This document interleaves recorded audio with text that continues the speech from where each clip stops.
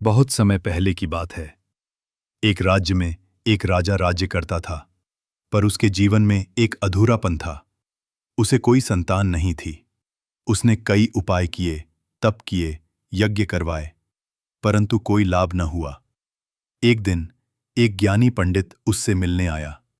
पंडित ने कहा, राजन, यदि आप किसी ऐसे बालक जिसे उसके माता पिता स्वेच्छा से दें और आप उसे बलि के लिए स्वीकार करें, तो आपका भाग्य संतान सुख से भर सकता है।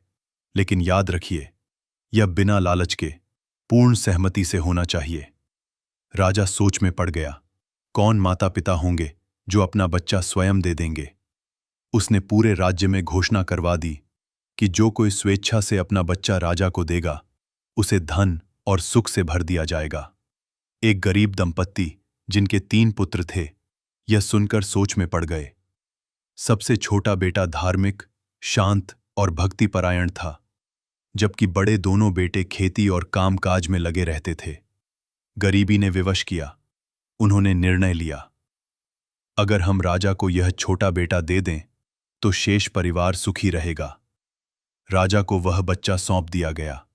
राजा उसे अपने महल ले गया। अगले दिन उसकी बलि की तैयारी शुरू हुई।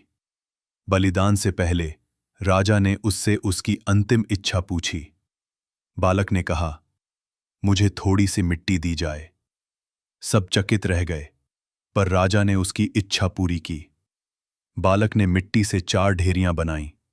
वह पहली ढेरी के सामने झुका, मंत्र पढ़ा और फिर उसे पैर से मिट्टी में मिला दिया। फिर दूसरी के साथ भी यही किया। तीसरी के साथ भी यही प्रक्रिया दोहराई।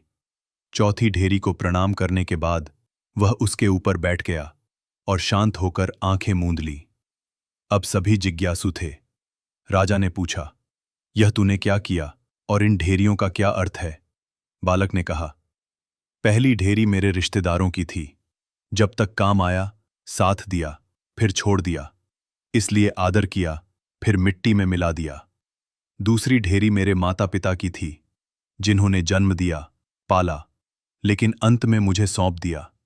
तीसरी ढेरी राजा और राज्य की थी, जिनका धर्म था रक्षा करना, पर इन्होंने भी मुझे त्याग दिया।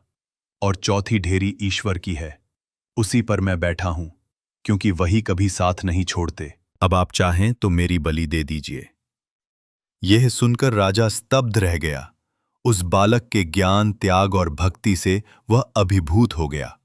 उसने सोचा, यदि मैं ऐसे ज्ञानी और निर्भीक बालक की बलि दे दूं तो मुझे पुत्र प्राप्त भी हो जाए, परंतु क्या वह पुत्र इस पुण्य आत्मा के समान होगा? राजा ने घोषणा की, मैं इस बालक की बलि नहीं दूंगा, बल्कि मैं इसे अपने पुत्र के रूप में स्वीकार करता हूं। राज्य भर में हर्ष फैल गया। बालक अब राजकुमार बन गया, भक्ति, विवेक और सत्य का प्रतीक। सीख, सच्ची आस्था, विवेक और आत्मबल से बड़ा कोई धन नहीं। ईश्वर पर अटूट विश्वास ही जीवन का सबसे बड़ा बल है। जो सच्चे धर्म और न्याय के मार्ग पर चलता है, उसका रक्षक स्वयं प्रभु होता है।